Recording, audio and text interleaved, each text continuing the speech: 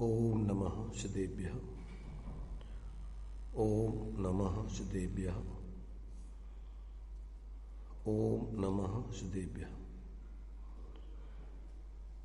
मंगलम भगवान वीरो मंगलम गौतम मुनि मंगलम कुंद कुंदाद्यो जैन धर्मोस्तु मंगलम सर्वमंगल मांगल्यम सर्वकल्याणकारकम प्रधानम सर्वधर्माणां जैनम जयतु शासनम जैनम जयतु शासनम वंदितु सौवसिद्धे धुवमचलमणोवं गतिं पत्ते मोक्षामि समय पाहुड़ मिणमो सुध केवली भणितम्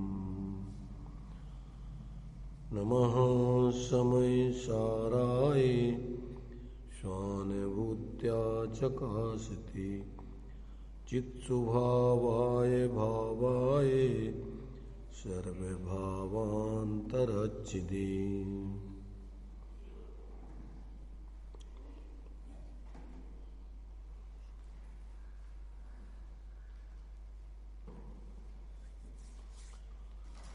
विषय अपना समय सार जी ग्रंथराज के माध्यम से ले रहे हैं। गाथा अपनी अभी 74वीं चल रही है।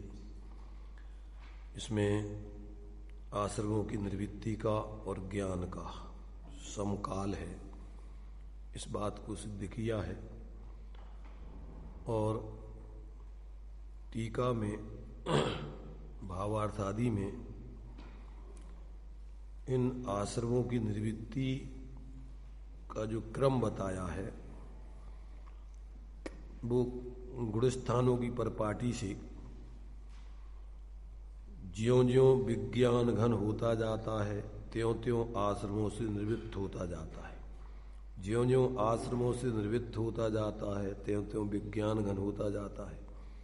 उतना उतना विज्ञान घन होता जाता है जितना जितना आश्रमों से निवृत्त होता जाता है। जितना आश्रमों से निवृत्त होता जाता है जितना सम्यक प्रकार से विज्ञान घन होता जाता है। इस प्रकार ज्ञान की और आश्रमों की निर्वृत्ति का समकाल बना है। अब जहां से भेद विज्ञान होता है, आश्रमों की निर्वृत्ति का क्रम अनादिकाल से तो जीव को भेद विज्ञान नहीं है। इंद्रिय ज्ञान है, इंद्रिय ज्ञान के माध्यम से बाहर के संयोग शरीर आदि को ही जानता है, 5 इंद्रियों के विषयों को ही जानता है। और जीव का स्वभाव है जिसको जाने उसी को अपना स्वरूप मानता है। तो आज तक अपने स्वरूप को इसने जाना नहीं। आत्मा मूर्तिक है, ज्ञान स्वरूप है, तो उसको आज तक जाना नहीं। इसलिए जो 5 इंद्रियों के और मन के माध्यम से जो अपना बहिर्मुखता वाला विषय बना, उसी में ही जीव अनादिकाल से अपनापन करता रहा। तो चूंकि सबसे नजदीकी एक क्षेत्रावगाही संबंध स्थूल रूप में अपन को शरीर दिखता है, कर्म दिखते नहीं है, परंतु कर्म भी एक क्षेत्रावगाही संबंध है, सूक्ष्म है, वो दिखाई देते नहीं। इस शरीर ही अपन को इंद्रियों से दिखाई देता है, इंद्रिय ज्ञान में बाही दिखाई देता है। इसलिए बस इसमें और इससे संबंधित जितने भी फिर संबंध हैं, इसके अनुकूल पदार्थ हैं, प्रतिकूल पदार्थ हैं, निरंतर उनमें ही एकत्व मत करके फिर राग द्वेष करता हुए जीव जी रहा है। तो जब ये लक्षणों से भेद विज्ञान करके ज्ञान का आत्मा से तादात्म्य संबंध है, आश्रमों का संयोग संबंध है और कर्म शरीर आदि का एक क्षेत्रावगाही संबंध है। 3 संबंध है। कौन कौन से?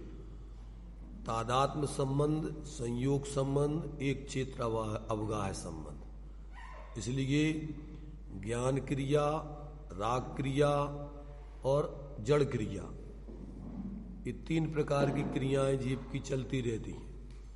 जीव की माने चल रही हैं क्रियाएं।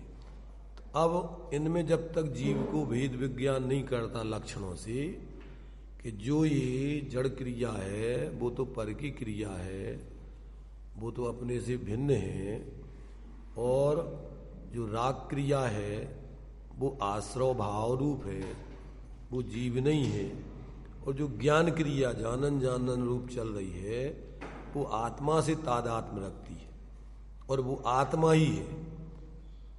लक्षण का लक्ष्य के साथ तादात्म्य संबंध होता है। तो वो ज्ञान और आत्मा, जैसे शक्कर का लक्षण मीठापन है, तो वो मीठापन शक्करमय है, परंतु ये आश्रव, ये संयोग रूप है, संयोगी भाव रूप है, एक चित्रावगाही संबंध आदि कर्मों का शरीर आदि का है, वो पृथक है, वो आत्मा का स्वरूप नहीं है। ऐसा जब ये लक्षणों से भेद विज्ञान करके और अपने को ज्ञान लक्षण से लक्षित करके, और अंदर में जब जिसमें से वो ज्ञान निरंतर उत्पन्न हो रहा है, जिसमें ज्ञान बह रहा है, ऐसा जब अपने उपयोग को ज्ञान में स्वपर प्रकाशक स्वभाव है, तो आज तक तो एकांत से पर प्रकाशक पने में ही अपने उपयोग को लगाए रखा है। उस स्वप्रकाशक पना पर्याय में प्रकट हुआ नहीं। जब ये अंतर में निर्विकल्प होकर आत्मा की अनुभूति करता है, उसी समय से इसके स्वपर प्रकाशक पना पर्याय में अनेकांत पना प्रकट हो जाता है। तो उस समय निर्विकल्प अनुभूति के काल में स्व आत्मा ज्ञेय बनता है, साथ में अतीन्द्रिय आनंद भी उसके जीवन में प्रकट होता है। अनंत गुणात्मक आत्मा जब अंदर में स्वरूप की अनुभूति करता है तो सर्व गुणों में समीचीनता प्रकट हो जाती है। श्रद्धा का उसी समय आत्मा की अनुभूति पूर्वक उसी में प्रतीति ये ही मैं हूँ। अभी तक जो राग आदि शरीर आदि संयोग आदि में गेयों में एकत्वपना चल रहा था, ये मैं हूँ, अब ज्ञान में से वो भ्रांति टूट जाती है, और अब अंदर में जो आत्मा है और उसमें से जो अतीन्द्रिय आनंद आ रहा है, यही मैं हूँ। आज तक वो सुख और वो आत्मा अंदर में ज्ञात हुआ नहीं था। तो उसी समय उसको जो है आत्मा की अनुभूति के समय स्वानुभव भी प्रत्यक्ष ज्ञान का विषय बनता है। अपने स्वानुभव प्रत्यक्ष, अनुभव प्रत्यक्ष होता है। आत्मा के प्रदेश आदि नहीं दिखने पर भी उस समय जो आत्मा में लीनता होने पर और जो ज्ञान उस आत्मा में एकाग्र होने पर जो अंदर में आत्मा की अनुभूति हुई, उसी के साथ में अलौकिक अतीन्द्रिय आनंद आया। तो उसके कारण से जीव ने फिर कि ये मेरा स्वरूप है, स्वभाव है, वहां जीव ने फिर क्या है अपनापन स्थापित किया। तो अब क्या है कि चारित्र में भी मिश्र धारा प्रकट हो गई, ज्ञान में भी स्वपर प्रकाशक पना प्रकट हो गया। तो अब छद्मस्त का उपयोग एक समय में एक ज्ञेय को जानता है, पर लब्धि रूप में उसकी अब आत्मा का ज्ञान निरंतर बना रहेगा। जब उपयोग पर में होगा तब भी लब्धि में अपना आत्मा का अंदर में लब्ध्यात्मक अनुभूति विद्यमान है। तो अब मेरा स्वरूप ये संयोग रूप नहीं है, उनको वो पर रूप में जानेगा, और अंदर में जो आत्मा की अनुभूति होकर के जो अपना चैतन्य स्वरूप आत्मा में अतीन्द्रिय आनंद, वो ही मेरा स्वरूप है, ऐसा ज्ञान में निरंतर बढ़तेगा। और चारित्र में चूंकि अब स्वरूप की स्थिरता, तो मिश्र धारा खड़ी हो गई। अभी तक तो एकांत से राग धारा, कसाय धारा, पर में ही स्थिरता की धारा। चारित्र का स्वभाव है स्थिर होना, सामान्य रूप से आत्मा का गुण है चारित्र गुण, और उसका कार्य है स्थिर होना। तो अब वो या तो पर में स्थिर होता है या स्व में स्थिर होता है, और जब तक उसको स्व दिखता नहीं है तो जो दिखता है स्व के रूप में उसी में स्थिर होता रहता है। तो निरंतर एकांत से पर में ही राग द्वेष की वृत्ति रूप स्थिरता उसकी चलती रही। अब जब अंदर में उसके अपने स्वरूप का अलग अनुभव आया तो उसी में उसकी स्थिरता वहीं से चालू हुई। जितना लीन होगा गुणस्थान प्रमाण, चौथे गुणस्थान जन जब उसका स्वरूप में एकाग्रता पूर्वक अनुभूति हुई तो वहीं से जो है उसके लिए चारित्र में फिर अपने स्वरूप की स्थिरता चालू हो गई। अब जब वो है श्रद्धा में, अब श्रद्धा में क्या होता है, या तो सम्यक या मिथ्या। श्रद्धा में जो है मूल मुख्य रूप से सामान्य रूप से श्रद्धा सम्यक या मिथ्या। मिश्र धारा भी तीसरे गुण स्थान में जब वो एक बार सम्यक प्राप्त कर ले तो तीसरे गुण स्थान में मिश्र दशा भी बन जाती है, वो क्षणिक है, उसका गुण करो। और छायक सम्यक्त में पूर्ण निर्दोष श्रद्धा, और उपसम सम्यक्त में पूर्ण निर्दोष श्रद्धा, और क्षय उपसम सम्यक्त में थोड़ा चलमल अस्थिरता चलती रहती, श्रद्धा में थोड़ी चलमल अगाड़ आदि दोष लगते रहते। तो वो भी अभी माने फिर भी उसमें क्या है कि उसमें उसकी श्रद्धा अपने स्वरूप से विचलित नहीं होती। दोष तो लगते रहते हैं परंतु श्रद्धा विचलित नहीं होती। तो ऐसी जो है वो धारा प्रवाह अब उसकी क्या है, सब गुणों की परिणति स्वाश्रय से प्रकट हो गई। वीर का भी स्वरूप संरचना का कार्य चालू हो गया। अभी तक तो एकांत से अपनी ताकत पर में लगती थी, तो अब अनंत गुणात्मक परिणमन सम्यक्त के होते ही सर्वगुणांशु समीचीनता आत्मा के अवलंबन वाली चालू हो गई। तो अब ज्ञान में स्वपर प्रकाशकपना, अभी तो एकांत में पर में ही माने मिथ्या ज्ञान का स्वपना माने जानपना चल रहा था, एकांत से पर कोई अपना स्वरूप जानता था। अब तो उसमें क्या हो गया, क्या उसमें सम्यकपना प्रकट हो गया, अपना स्वरूप भी अब ज्ञान में आ गया है। तो अब वो चूंकि उपयोगात्मक रूप में तो कभी पर में जानने में लग रहा है, कभी स्वा की जानने में, परंतु स्वपर प्रकाशक पना उसकी परिणति में निरंतर लब्धि उपयोगात्मक रूप में निरंतर चलता है। सम्यक ज्ञान प्रकट हो जाने पर अब उसके ज्ञान में दोनों धाराएं पर्याय में प्रकट हो गई। तो अब यदि उपयोग पर में भी लग रहा हो तो लब्धि में उसके स्वाप्रकाशक पना चल ही रहा है साथ में। तो जैसे दृष्टांत दिया कि नौकर मालिक के यहाँ काम करता है, गुमास्ता काम करता है, तो अभी उपयोग तो वो वहां मालिक के कार्यों में लग रहा है, परंतु अंदर में उसकी लब्धि में पड़ा हुआ है ज्ञान में कि इसमें अपना कुछ नहीं है, इसलिए उसमें अहम अपनापना नहीं होता। श्रद्धान में उसमें अपनापना नहीं होता है, परत्वपना बना रहता है।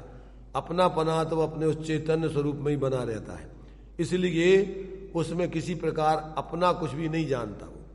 इसलिए उसको क्या करता है, वो अपने रूप कार्य करते हुए भी व्यवहार से वो अपना अपना कहता है, पर अंदर में उसकी अभिप्राय में कि अपना कुछ नहीं है। और ज्ञान की लब्धि में उसका जैसे नौकर का अपना घर अपनी संपत्ति अलग दिखती है, ऐसी सम्यक दृष्टि को अपना स्वरूप अंदर में अलग अब उसके लब्धि ज्ञान में बढ़त रहा है, इसलिए उसमें एकत्व ममत्व आदि उस जाति का नहीं होता है। अभी चारित्रिक आत्मबल की यानी जिसके पास पूंजी नहीं है, नौकरी कौन करता है? जिसके पास पूंजी नहीं हो खुद की विशेष, तो वो नौकरी करता है। तो ऐसे ही अभी जब तक अपन को चारित्र की भीतराग दशा स्वरूप की स्थिरता वाली नहीं बनी, तो अभी बाहर में उसकी चारित्र की प्रवृत्ति होती है, परंतु उसको नौकरी समझता है, दोष समझता है, कमजोरी समझता है, उसमें अपनापन नहीं करता। तो ऐसे ही जो चारित्र में अस्थिरता जन राग आदि होते हैं, उनको वो पराधीन वृत्ति जानता है, दुख रूप जानता है, उसमें पराधीन सपने सुख नहीं समझता है, परंतु एकांत से वो पर में पूरी की पूरी स्थिरता नहीं चल रही। उसकी अंदर में उसकी परिणति में आंशिक जितनी गुण स्थान प्रमाण स्वरूप में उसकी स्थिरता बढ़त रही है, उतनी शांति भी है साथ में। तो ऐसा जो है उसके जीवन में क्या है, निरंतर साधक के जीवन में अब दो धाराएं प्रकट हो गई, एक स्वाश्रय की धारा और एक पराश्रय की। और ज्ञान में भी स्वपर प्रकाशक पना प्रकट हो गया है। तो जितना भी पर का जानपना है उसमें पर रूप ही जानता है, उसको अपना स्वरूप नहीं जानता है। कोई भी ज्ञान परावलंबन से धर्म नहीं मानता। अभी परावलंबन तो वास्तव में अपने लिए दुख का ही कारण है। तो ऐसे उस ज्ञान में बराबर जानपना पर का होने पर भी साथ में जो लब्धि ज्ञान है उसमें क्या चल रहा है कि बाहर में यहां अपना कुछ भी नहीं है, एक परमाणु मात्र भी। ऐसा भेद विज्ञान उसकी निरंतर बढ़ता है, इसलिए अन्य गेयों में उसकी किसी प्रकार अपनापन कभी अपने रूप जानपना नहीं होता है। जैसे जिस व्यक्ति को अपने घर में अपनापना है तो सब घरों में जाता है, वो सब जगह रहता है, परंतु कहीं अपने घर के रूप में उसको नहीं जानता और उसमें टिकता नहीं है, लौट करके अपने घर में ही आता है, वहीं शांति से रहता है। ऐसे ही सम्यक दृष्टि जीव निचली भूमिका में साधक दशा में उपयोग पर में जाता है, जाता है का मतलब ज्ञान में पर भी ज्ञात हो रहे, जाना माना तो अपना अपना आत्मा न तो चारित्र की दृष्टि से पर प्रदेशों में जा रहा है, न गुण की न पर्याय की, अपना चतुष्टय अपने में ही पर लक्ष्य करके अभी राग द्वेष की वृत्ति चल रही है आन से, और उसमें भेद विज्ञान भी ज्ञान में बढ़ रहा है कि ये सब आश्रव भाव हैं, ये अपना स्वभाव नहीं है। तो ऐसा उसके जीवन में बराबर भेद विज्ञान निरंतर बढ़ता रहता है। इसलिए आश्रव को क्या है, दुख रूप जानते हुए, विकार रूप जानते हुए आत्मा की परिणति में, और उनसे हटने के लिए निरंतर आश्रव दुखकार घनेरे बुद्धिबंत तने निर्वीरे, उनसे निवृत्ति करने के लिए प्रयत्नशील रहता है। जैसे जैसे बने तैसे अपने स्वरूप की स्थिरता करने के लिए वो बाहर से निवृत्ति करके स्वरूप प्रवृत्ति बढ़ाता जाता है। ऐसा जो है यहाँ पर जितना जितना जो अपन यहाँ भाव आजकल पढ़ा था, अब विज्ञान घन स्वभाव होता जाता है। इसका क्या अर्थ है, आत्मा विज्ञान घन स्वभाव होता जाता है, अर्थात आत्मा ज्ञान में स्थित होता जाता है। ज्ञान माने ज्ञान स्वरूप आत्मा, ज्ञान आत्मा में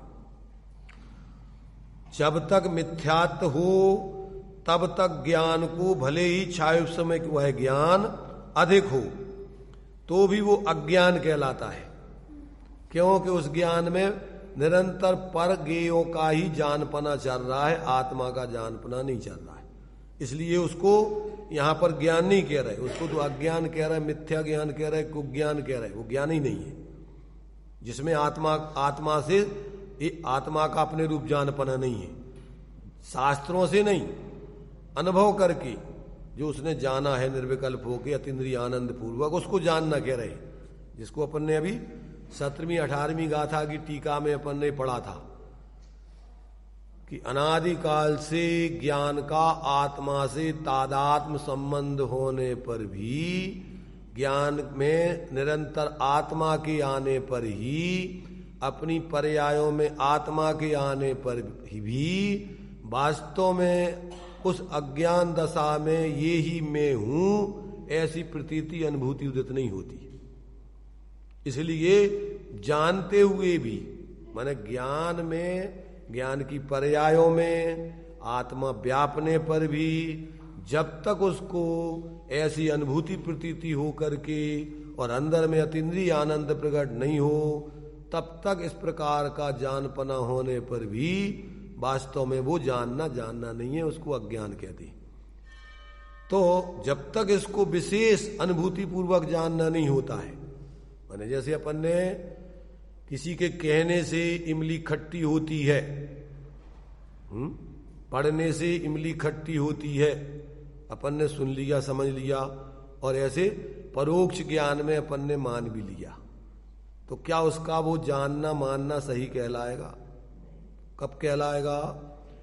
कि जब वो इमली को चख लेवे तब उसके लिए वास्तव में इमली का ज्ञान कहलाएगा। जब तक इमली को चखा नहीं तब तक मात्र दूसरों के कहने से, पुस्तकों में पढ़ने से ऐसा अपन को इमली का ज्ञान, इमली के बारे में जानकारी तो कहलाएगी, पर इमली का ज्ञान कब कहलाएगा? कि जब इमली को चख लेंगे।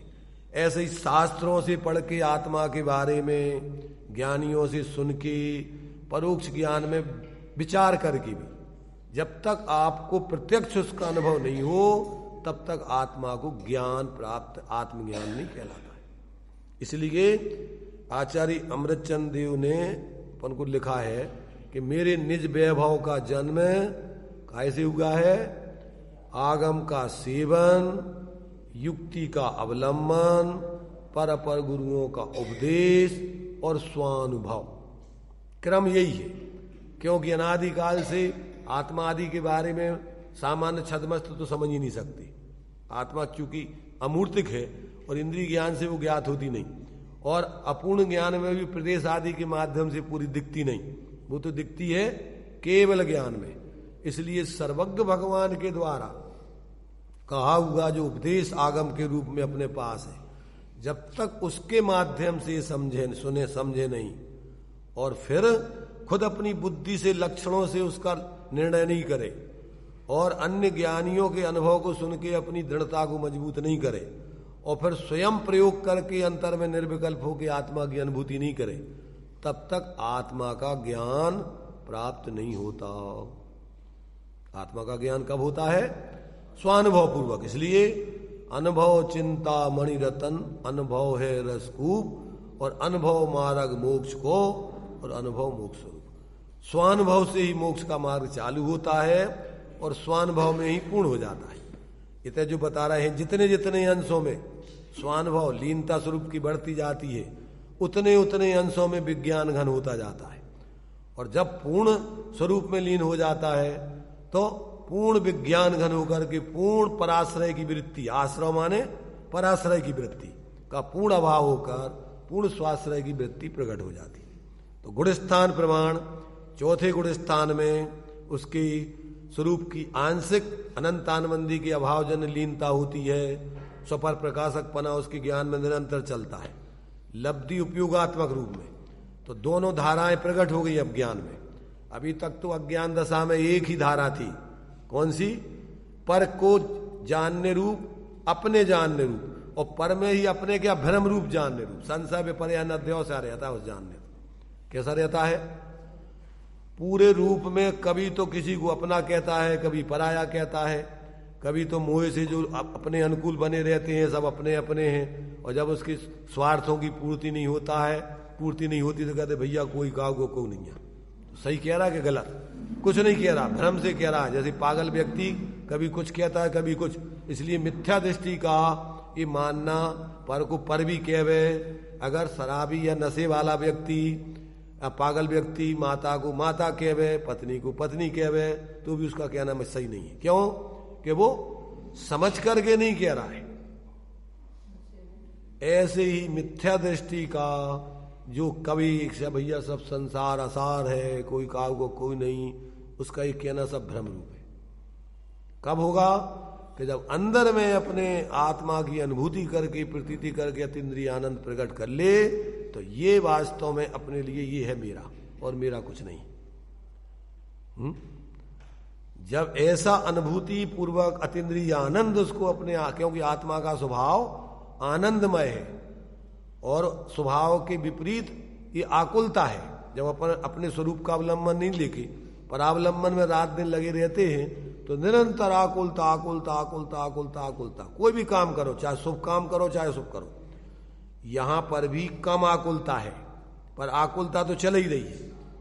और जब कसाय थोड़ी मंद है इसलिए कम आकुलता है, और मिथ्या दृष्टि के कसाय तो बदलती रहती हैं, पर मिर्गी के रोग की तरह,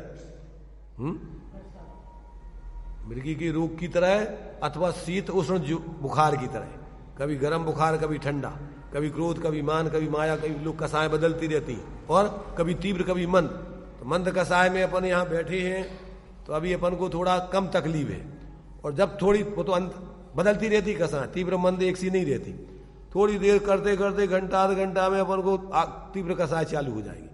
तो इसी से अपन को बुराई हो जाए, छोड़ो यार कहाँ तुम भैया ये सुनते रहे क्या। तो क्या है कि ये तो मिथ्या दृष्टि के तो कसाय के रूप बदलते रहते हैं, कभी तीव्र कभी मंद। अनंतानबंदी की मंद कसाय में शुक्ल लेस्या भी हो जाती है, पर वो भी सदा नहीं रहती। तो जब तक जीव को अंतर में स्वरूप का अनुभव नहीं होता तब तक उसकी कसायों का अभाव नहीं होता है। मंद कसाय तीव्र कसाय होना अलग है, वो लेस्या है।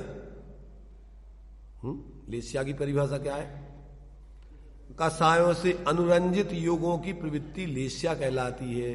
और गुणस्थान मोह और योग के सद्भाव और अभाव से गुणस्थान बनते हैं। मोह और योगों के सद्भाव और अभाव से 4 गुणस्थान दर्शन मोह के निमित्त से होते हैं।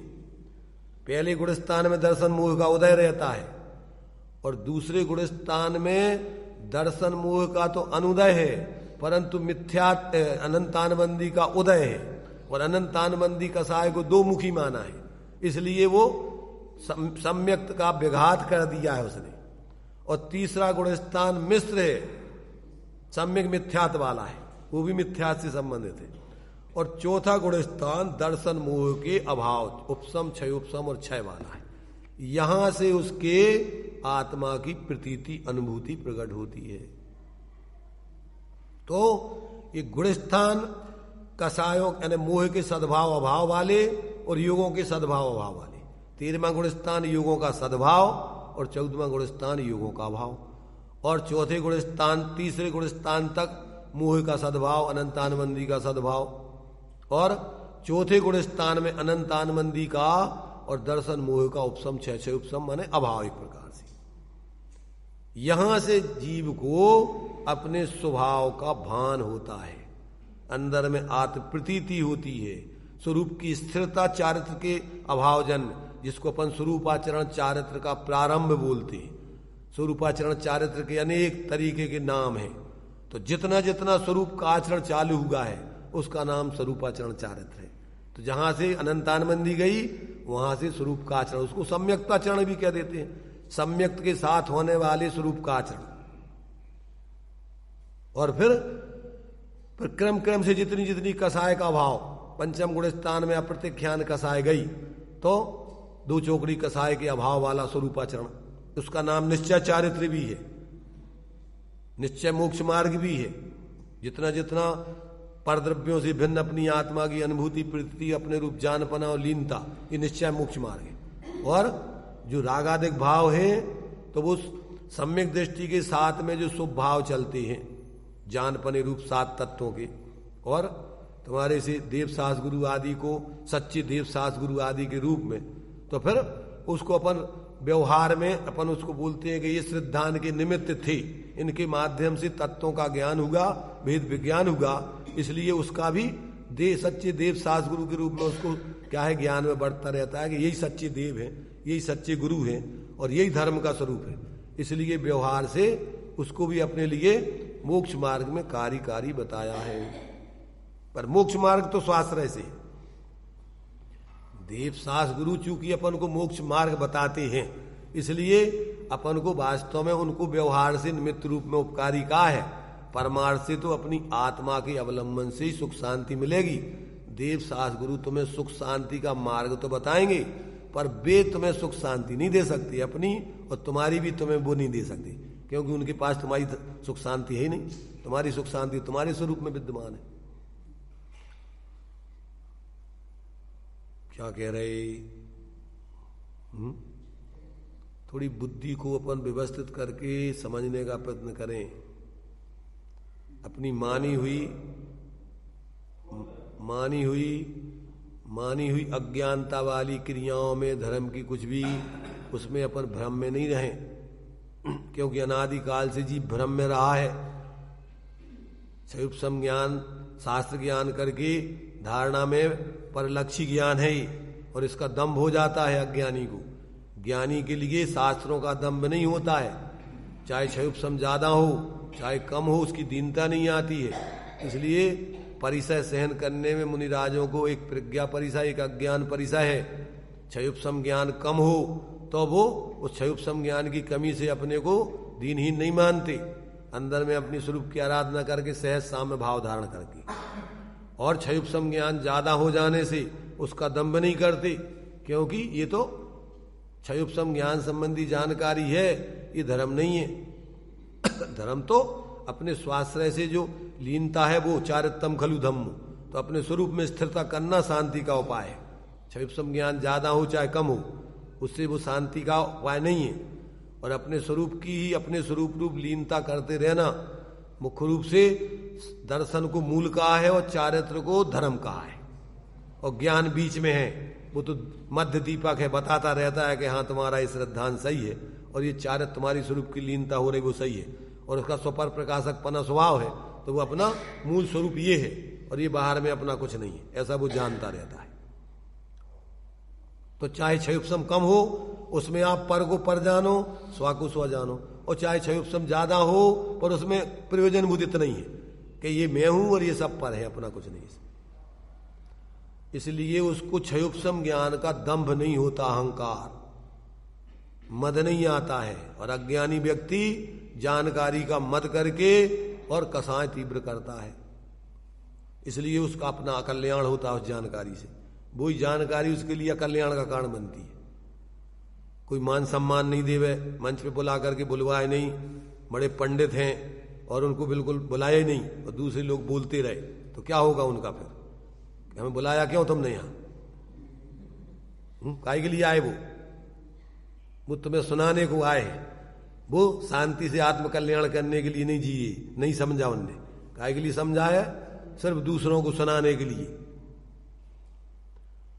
तो पंडितों के लिए तो बोलना चाहिए और ज्ञानियों के लिए तो जीना चाहिए। उनको बोलने बोलने में कोई रुचि नहीं है। जरूरत पड़ने पर बोले एक अलग चीज है, परंतु उसमें कोई दंभ नहीं।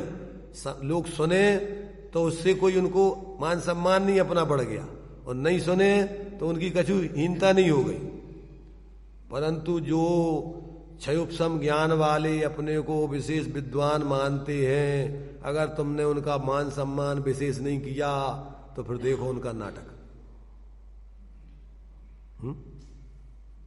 अलग उनकी तीवर चढ़े रहते हैं। इसलिए ज्ञानियों का सुनाने का कोई रस नहीं है उनको। जरूरत पड़ने पर सुनाए एक अलग है।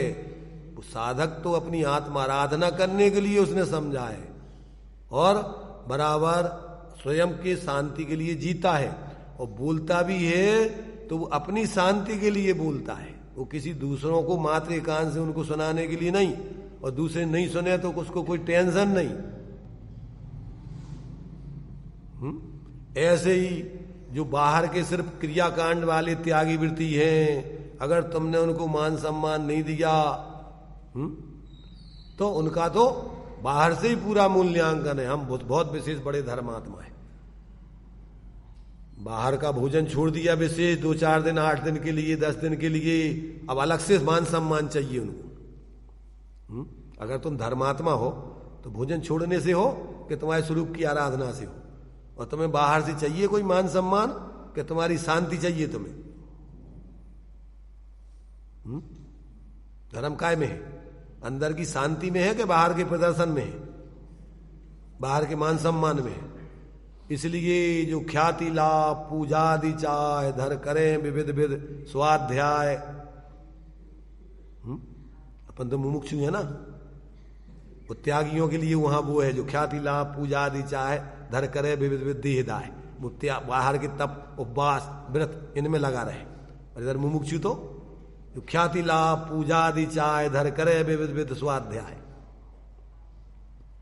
आत्म अनात्म के ज्ञानहीन जे जाने सब अज्ञान जान, मिथ्या ज्ञान। आत्मज्ञान ही ज्ञान है, शेष सभी अज्ञान। तो जब तक अंतर में अपनी आत्मा की अनुभूति प्रतीति और स्वरूप लीनता जितनी जितनी होती है, वो तुम्हारे आश्रमों की निर्वृत्ति का कारण है। चारित्रम खलु दम्मो, क्षयोपशम ज्ञान मात्र जानकारी धर्म नहीं है। धर्म तो अंदर में अपने स्वरूप की लीनता धर्म है, चारित्र ही धर्म है। और दर्शन धर्म का मूल है, ज्ञान तो बीच में है। उस ज्ञान को ज्यादा कुछ नहीं कहा। सम्यक ज्ञान आत्मकल्याण में आपको कार्यकारी तो है, पर शांति मिलती है मिथ्यात्व के अभाव और चारित्र के सम्यक और चारित्र से। क्योंकि अनंत सुख की प्राप्ति अनंत चतुष्टय में कैसे बताई? कैसे बताई? अनंत दर्शन, अनंत ज्ञान, अनंत सुख। अपन को सुख चाहिए तो सुख कैसे मिला है? अनंत वीर। कौन से गुणों का परिणमन है जो अनंत सुख है? भाई अपन को अनंत चतुष्टय अनंत भगवान को प्रकट हो गए तो अनंत सुख काय में बता कौन से गुण का परिणमन है?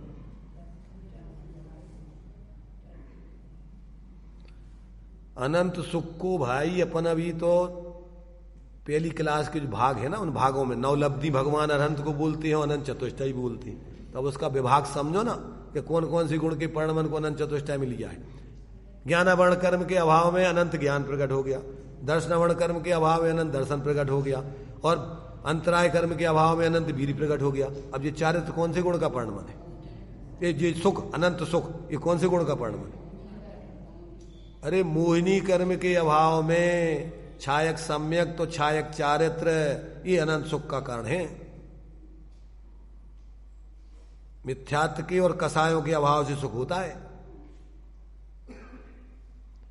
इसलिए जब तक जीव को ऐसा अंतर में अपनी अनुभूति प्रतीति और उसकी स्थिरता नहीं हो, अकेली क्षयोपशम ज्ञान की विशेष जानकारी करके शास्त्रों की और अपने को विशेष ज्ञानी मानना, ये तो भ्रम है उसका।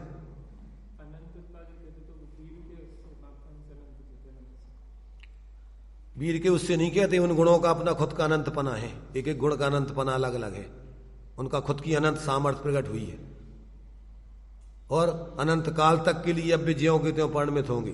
तो काल की अपेक्षा अनंत है और भाव की अपेक्षा अनंत है, एक दूसरे का एक दूसरे में अनंतपना नहीं लगता है।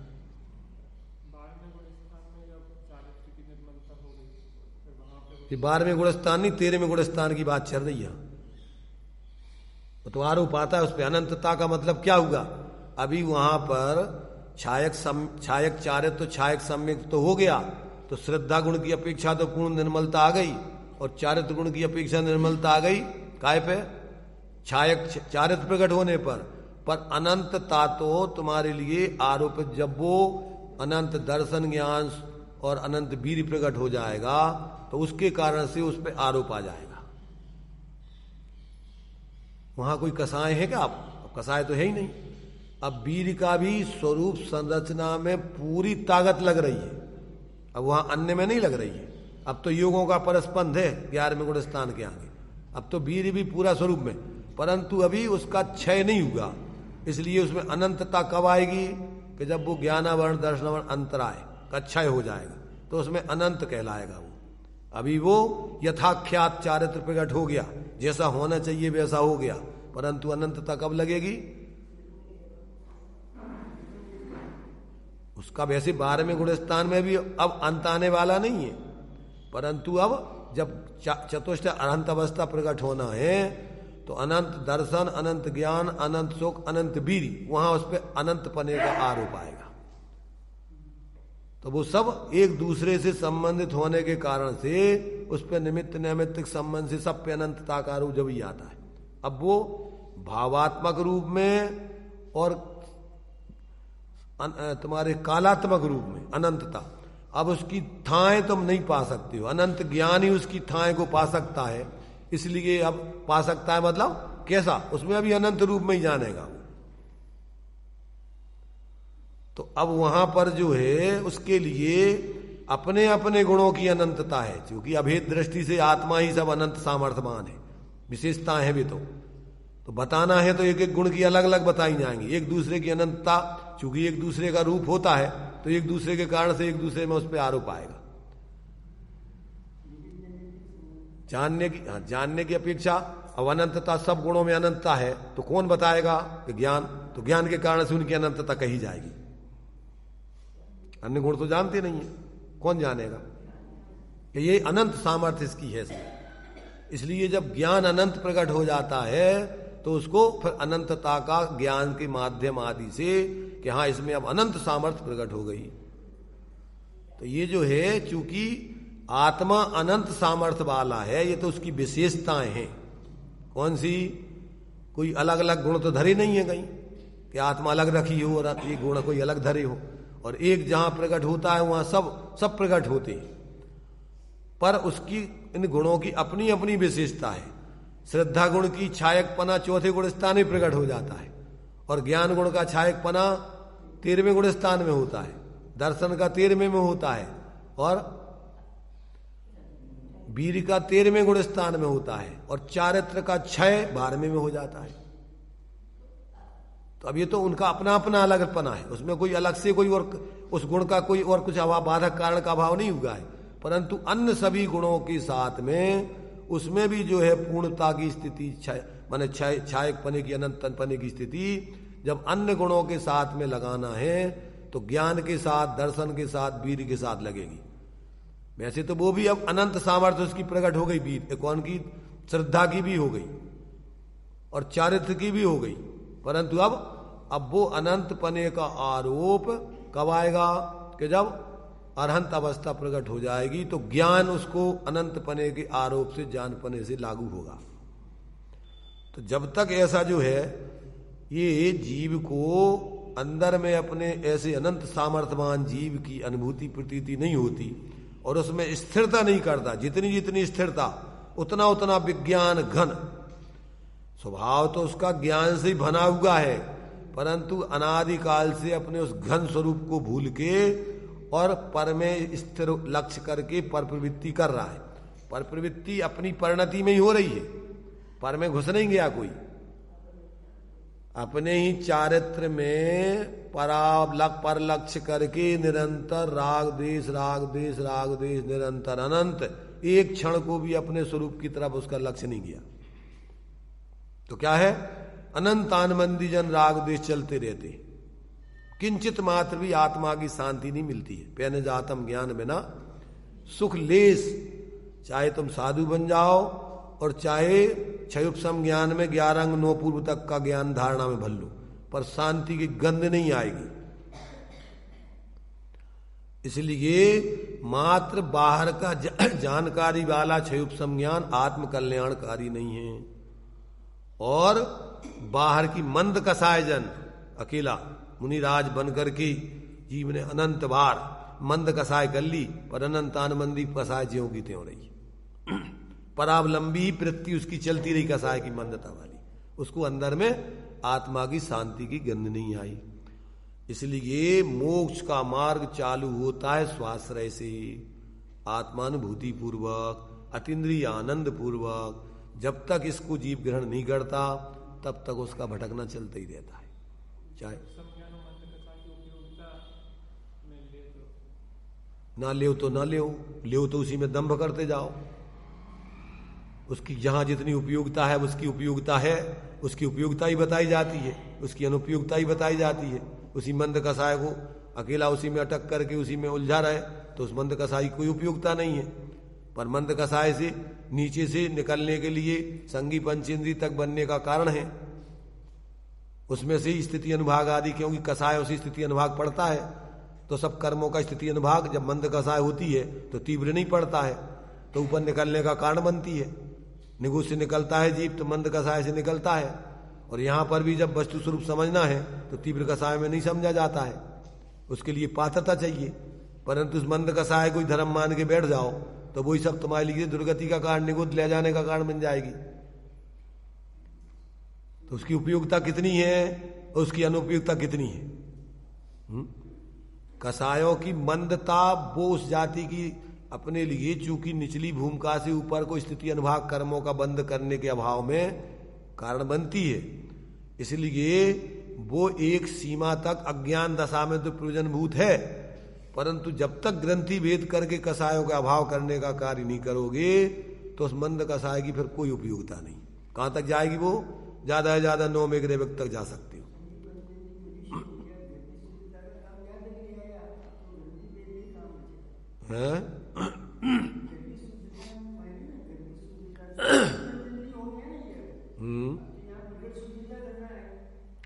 गर्भित शुद्धता का अर्थ मतलब क्या होता है कि उसमें तुम्हारी जो शुद्धता का अंश है मंद कसाय में, चूंकि वो अभी भेद विज्ञान नहीं होने से हुआ तो है स्वरूप में स्थिर होने से वो मंद कसाय। देखो कसाय जो है वो तो परावलंबी वृत्ति है, और जितना कसाय का अभाव हुआ है, अभाव हुआ का मतलब मंद पड़ी हुई है, वो ऐसा समझ लो कि आप जैसे घर से आए या यहाँ मंदिर आना है आपको, अब आप जितना जितना मंदिर की तरफ आ रहे हो वो आप मंदिर की दूरी दूर हो रही है, मंदिर के नजदीक होते जा रहे हैं, पर मंदिर का आपको पता नहीं है। तो आप मंदिर के नजदीक आकर के भी कई बार यहां से निकल जाओगे। जब तक यहां मंदिर तक आने के लिए जहां तक सीमा है उसकी भेद विज्ञान की सीमा, वहां तक के लिए तो आप मंदिर तक आ रहे हो, वो कार्यकारी है, और मंदिर का पता नहीं है कि रास्ता यहां से इधर है, और आप यहां तक आगे इधर बढ़ गए आगे, तो अब क्या होगा? ग्रंथि भेद माने जहां से अभी तुम्हें मुड़ना है वहां से मुड़े नहीं, एक सीमा तक तो मंद कसाय तुम्हें अपने मंदिर उधर तक लाएगी, स्वभाव के नजदीक करेगी। इसलिए कहा है कि तीव्र कसायों में तो आप आत्मकल्याण, नदी का प्रवाह तीव्र हो वहां तो आप तैर नहीं सकते हो, मंद कसाय होने पर फिर वहां पुरुषार्थ करो और भेद विज्ञान करो आत्मज्ञान, तो वहां से कार्यकारी है वो। और यदि अभी बताया हमने दृष्टांत दिया, समझ में नहीं आया क्या? कि तुम इतने आए हो कहाँ तक आए हो, मंदिर के नजदीक तक आ गए। परंतु जो जहां से जो यहाँ धारा कटती है मंदिर आने के लिए, आपने अब वो रोड पकड़ा, वही रोड पकड़ते चले गए, तो कहाँ जाओगे अब मंदिर से दूर जाओगे कि बढ़ोगे? जहां से आपने धारा, मंद कसाय की सीमा कितनी है?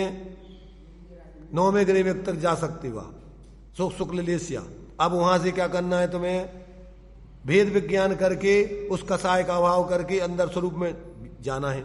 अब स्वरूप में तो गए नहीं, मंद कसाय के बाद एक बार फिर तीव्र कसाय चालू होती, फिर मंदिर से दूरी बढ़ना चालू होती, क्योंकि वो सदा नहीं रहती मंद कसाय, वो तो नियम से फिर तीव्र कसाय परिणत हो ही जाती है। ज्यादा से ज्यादा 30 पर्याय का काल कितना है?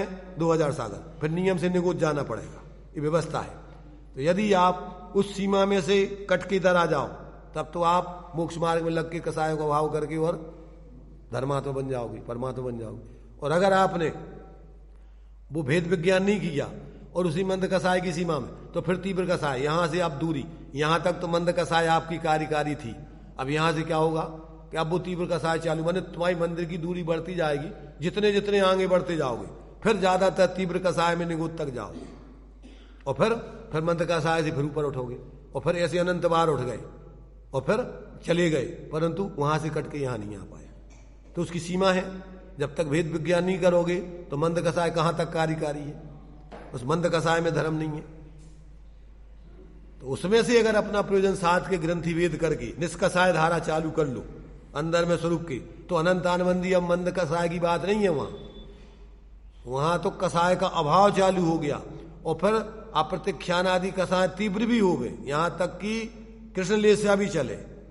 तो उस मंद कसाय, अब उस तीव्र कसाय से आत्मा का कल्याण नहीं, माने वो तो कल्याण ही है, आकुलता का कारण है, पर साथ में अभी जो भेद विज्ञान अनंत आनंदी का अभाव चल रहा है, उस जाति की कसाय नहीं हो सकती, उस जाति की कसाय आपके जीवन में नहीं होगी। भेद विज्ञान है तो आपकी नियम से जो अनंत आनंदी जन तो कसाय हो ही नहीं सकती, मिथ्या जन, अब वो तो अभिप्राय में उसके कोई न्याय नीति या धर्म का पक्ष लेकर के वो प्रवृत्ति उसकी हो रही थी, अब वो एक सीमा के बाद छूट जाएगी, ज्यादा कसाय नहीं चल सकती।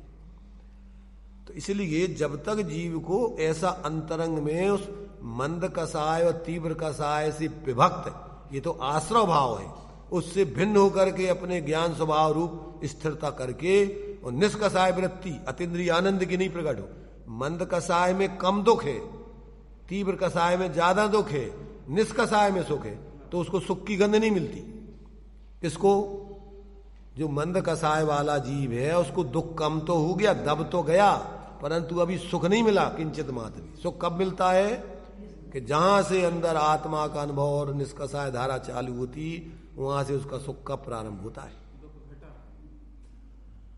तो इसलिए जैसे अपन को ये दो दृष्टांत दिए, मृगी का रोग का दृष्टांत दिया और एक ताप तुम्हारे बुखार का दृष्टांत दिया, शीत ज्वर और उष्ण ज्वर, तो ये कसायों के बदलाव का है। कौन सा? शीत और उष्ण, क्रोध से मान, मान से माया, माया से लोभ, हासरती, ये सब बदलती रहती। और वो काय का दिया? मृगी का वेग। मृगी का वेग कभी मंद होता है, कभी तीव्र होता है, पर नाश नहीं हो, कभी रोग अभाव नहीं होता है। तो वो तीव्र मंद कसाय, मंद कसाय, और ये कसाय बदलते रहना। अंदर में जब तक स्वरूप का अवलंबन नहीं करोगे, जब तक अकसाय दशा प्रकट नहीं होगी।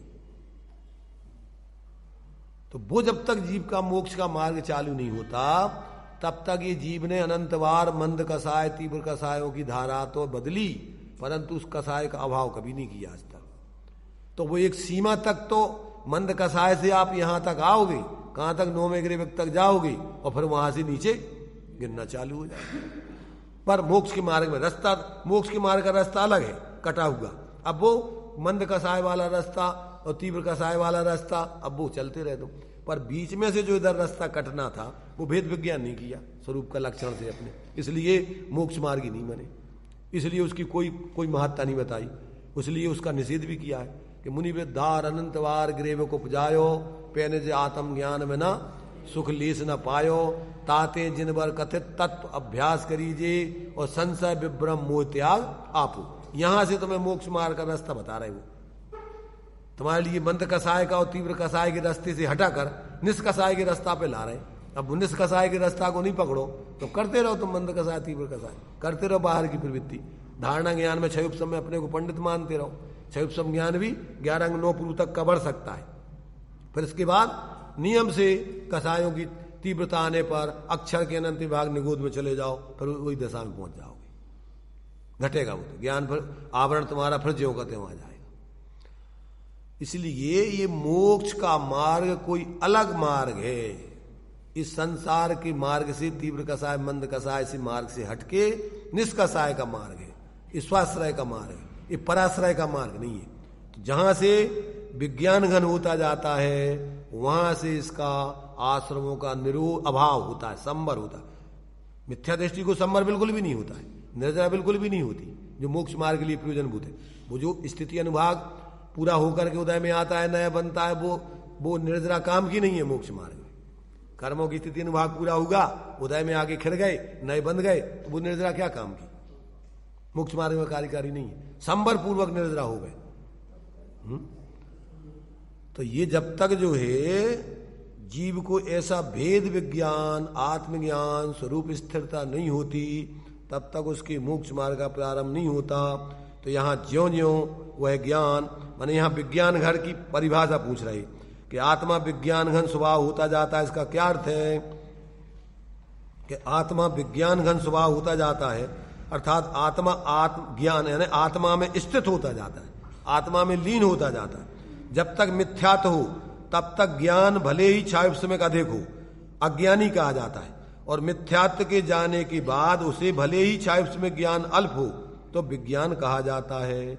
तो ज्यों ज्यों वह ज्ञान अर्थात विज्ञान स्थिर या घन होता जाता है, त्यों त्यों आश्रमों की निर्वृत्ति होती जाती है। और ये चारित्र संबंधी बता रहे, स्वरूप की स्थिरता माने उसमें स्वरूप की, जो अपन ने 155वीं गाथा में ज्ञान के ही सम्यक दर्शन ज्ञान चारित्र 3 रूप बतलाए थे।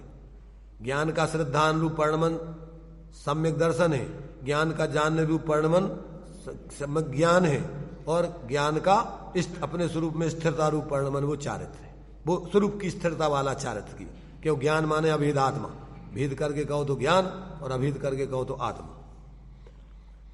तो ज्यों ज्यों वह ज्ञान अर्थात विज्ञान स्थिर घन होता जाता है, त्यों त्यों आश्रमों की निर्वृत्ति होती जाती है।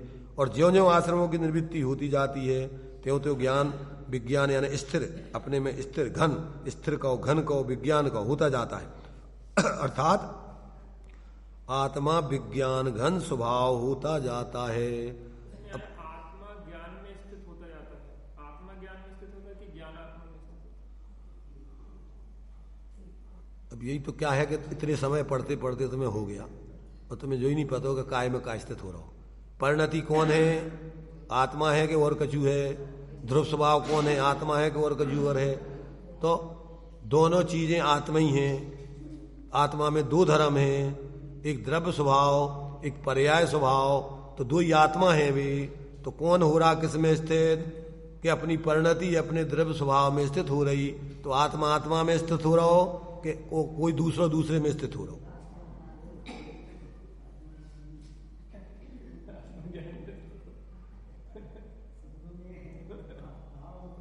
मैंने अपन को क्या है कि एक सुलझाओ दूसरा उलझ जाती है, दूसरी सुलझाओ तीसरी उलझ जाती है, तीसरी सुलझाओ चौथी उलझ जाती है। मैंने जब तक अपन को पूरा वस्तु स्वरूप का पूरा ज्ञान नहीं हो तो उपदेश तो अपन को व्यवहार से दिया जा रहा है। अब कभी पर्याय की तरफ से बात करते हैं, कभी द्रव्य की तरफ से बात करते हैं, कभी गुण की तरफ से बात करते हैं। अब कौन सी तरफ से बात कर रहे हैं? उसी व्यक्ति को बता रहे। कभी दूसरे रिश्ते की तरफ से बात करते हैं, भैया जी उनके भैया, जी उनके पति, जी उनके, अरे भैया जी कौन के का है? तो फिर वही अरे वो एक ही व्यक्ति है, उनके अलग अलग रिश्ते हैं, अलग अलग गुण धर्म है, अलग अलग पर्याय हैं। तो अब कहां से कौन सी बात कर रहे हैं? अब वो नहीं समझ गए। अब जो आत्मा में आत्मा को आए, जो दूसरा आत्मा कौन सा आए, जो स्थिर हो रहा जोन में। अरे भाई आत्मा ही में 2 धर्म है ना, एक परिणति का धर्म है और एक द्रव्य, एक रूप बने का ध्रुव उत्पाद वे ध्रुव युक्तम सद्रव। तो द्रव्य पूरा त्रयात्मक है, गुण पर्यायात्मक, गुण पर्याय व द्रव्यम कहो या उत्पाद में ध्रुव्यात्मक कहो। उत्पाद में पर्याय में होता है और ध्रुवपना द्रव्य गुणों में रहता है, तो वो गुणपने से ध्रुव और पर्याय पने से अध्रुव। तो वो पर्याय जो अपनी आत्मा के गुणों की कहो या आत्मा की कहो, वही जो अभी पर का अवलंबन कर रही वो अपने स्वभाव का अवलंबन करे तो वो अपने में लीन होती जाएगी। अभी जो पर लक्ष्य कर करके निरंतर आकुलित हो रही, अब वो स्वावलंबन करे, इतना सा तो काम है। तब कुकोन में स्थिर हो रहा हूं आत्मा, ये कौन से दो आत्मा है कि जो जौन में स्थित हो रहा हूं? अब अपन कह रहे हैं क्या, अपन बोलते मुक्ति वधु के कंत, भगवान जो है एक मुक्ति है और एक कंत पति बन गए। तो ये कौन है दो मोक्ष में? एक पत्नी कौन है, वो पति कौन है होता है?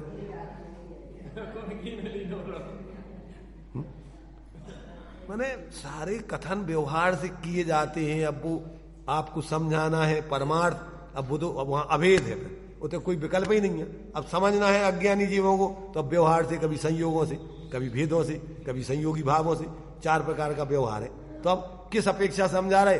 अब इतनी समझाने के बाद अब वो रामचंद्र जी रामायण पढ़ रहे हैं, वो रामचंद्र जी सीता जी कुहती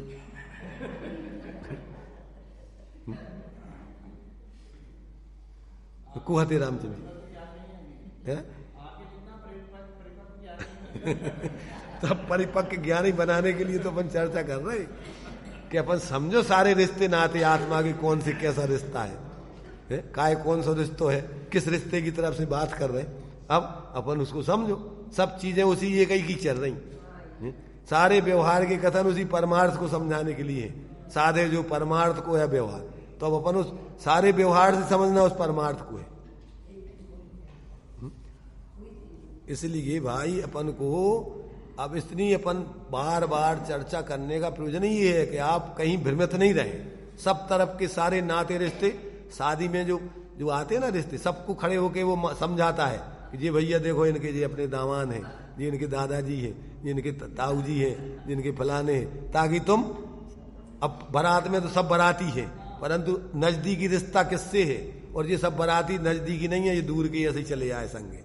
तो ऐसे ही अपनी आत्मा के संग है, कौन तो संयोगी रिश्ते हैं और कौन आत्मा की मूल रिश्ते हैं। तो भी समझना, गुण पर्यायों का रिश्ता, शुद्ध पर्यायों का रिश्ता, वो उसका नजदीकी रिश्ता है, और ये सब संयोगों के रिश्ते ये सब दूर के हैं। ये तो औपचारिक है, कहवे की, जब तक बारात है तब तक की संगाती है, इसके बाद इनका कोई लेना देना नहीं। जब शादी हो गई तो फिर किससे रिश्ता रहना है?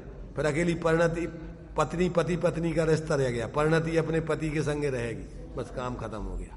ये सब बराती संगाती है, तो अपनी फिर शुद्ध परिणति अपने द्रव्य स्वभाव के बस उसमें लीन, उसमें ही तन्मय होगी। ये सब मूल है संबंध, और बाकी कोई मतलब नहीं है। सब बाहर के रिश्ते हैं, सब निकल जाएंगे।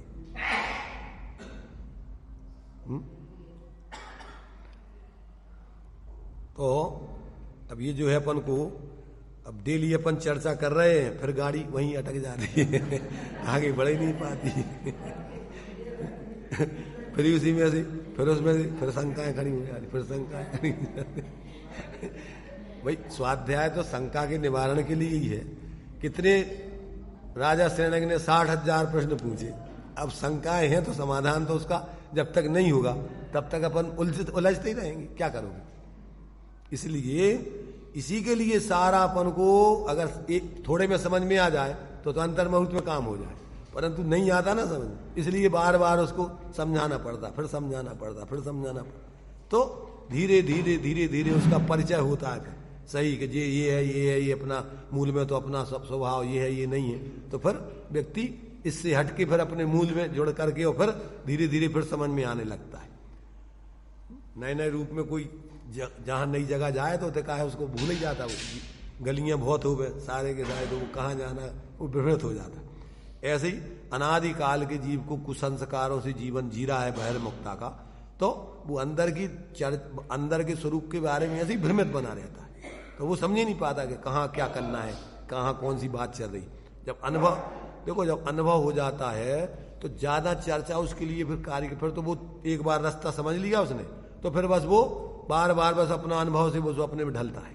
बाहर में सब विकल्प क्षुप सब में ज्यादा ज्ञान हो नहीं हो, भी सब त्रियंश वगैरह ज्यादा नहीं जानती, ये क्या है बस उनने तो अनुभव अंदर में समझ लिया इस विधि से होता है, अब वो प्रक्रिया अपनाते। तो एक बार व्यक्ति को अपने स्वरूप के अनुभव का रास्ता मिल जाए तो फिर तो बार बार उसी में ही लीन, में एक ही मार्ग है और उसी में ही पूर्ण लीनता करना है, और तो कहीं जाना नहीं। तो वो बहुत सरल है। एक बार ज्यादा क्षय उपशम की जरूरत नहीं पड़ती। अगर एक बार अपन ने वो विधि सीख ली स्वरूप में अनुभव करने की, तो फिर क्षय उपशम ज्ञान कम भी हो, ज्यादा अपन बता नहीं सकते हैं, पर अनुभव कर सकते, अपना प्रयोग मोक्ष मार्ग में चल सकते। तो ये अपन एकमात्र अपन को अपनी बाहर से वृत्ति हट करके स्वरूप में वृत्ति बने और उसके अनुभव के मार्ग में अपन चले, इसके लिए सारा का सारा ही अपना चर्चा चलती है, ये उपदेश आदि है। एकमात्र में अपने से जोड़ने के लिए सारा उपदेश है और सारा व्यवहार है।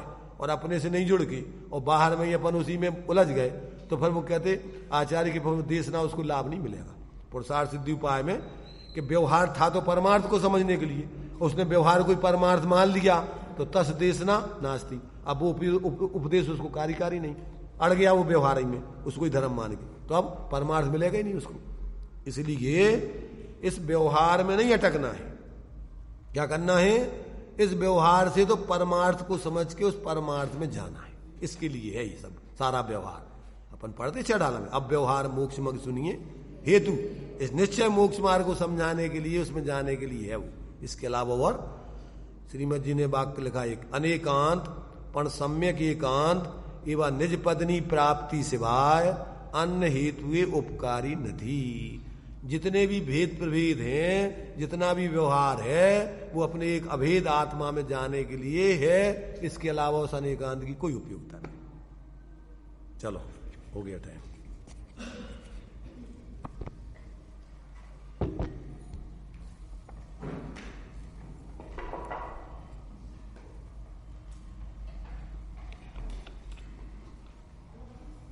यदि अवसर चूका तो भव भव पछताएगा, फिर काल अनंत अरे दुख का घन छाएगा। यह नर भव कठिन महा, किस गति में जाएगा। नर भव भी पाया तो जिन श्रुत नहीं पाएगा। अनगिनती जन्मों में अनगिनती कल्पों में जिया कब तक उलझेगा संसार। शिष्य ने प्रश्न किया कि आश्रमों की निर्वृत्ति का और विज्ञान घनता का एक काल कैसे होता है। तो कहा ज्यों ज्यों आश्रमों से निर्वृत्ति होती है त्यों त्यों विज्ञान घन होता जाता है, और ज्यों ज्यों विज्ञान घन होता है त्यों त्यों आश्रमों से निर्वृत्ति होती है। वास्तव में जितना मथा जाता है उतना ही मक्खन निकलता जाता है। ये विषय बहुत ही प्रयोगात्मक है और ऐसे प्रयोगात्मक ज्ञानी जीव जो प्रयोग करते हैं वही बता सकते हैं। और हम जो प्रश्न करते हैं क्या है कि हमारे भोपाल में तो लोग प्रश्न कर लेते हैं, लेकिन आप लोग संकोच करते हैं, एक दो लोग ही प्रश्न करते हैं। तो कई विषय ऐसे होते हैं कि हमें लगता थोड़ा सा खुलासा हो तो और स्पष्टता होती है, तो इसलिए हम आप लोगों की तरफ से प्रश्न कर देते हैं। तो काफी विषय क्या है स्पष्ट होते हैं और अच्छा लगता है, तो अपन तो समझने के लिए बैठे हैं। देखो भावार्थ के ऊपर कितने दिन से चर्चा हो रही है और नए नए विषय खुल रहे हैं, तो हमें लगता है कि और स्पष्ट हो, जिससे हमारे अंदर की शंकाएं दूर हो, मिटे भ्रांति मिले शांति, हम सभी आत्मबोध को प्राप्त करें। इसी मंगल